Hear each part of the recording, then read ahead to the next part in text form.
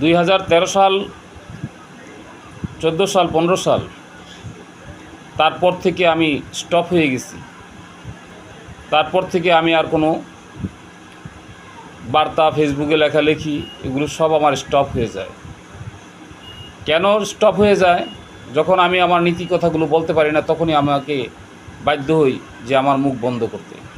কিন্তু এখন সত্য কথা বলার সময় এসছে, যে কারণে আমি আজকে মুখ খুলতে বাধ্য হয়েছি। আমাদের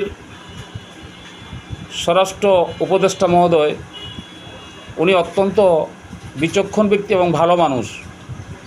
আমি ওনার সম্পর্কে অনেক কথাই বলার ছিল, সময়ের স্বল্পতার কারণে ওনার ব্যাপারে বলতে পারতেছি না। আপনারা সবাই ওনার প্রতি বিশ্বাস রাখুন, উনি ইনশাল্লাহ প্রয়োজনীয় ভালো ব্যবস্থা নেবেন। ধন্যবাদ।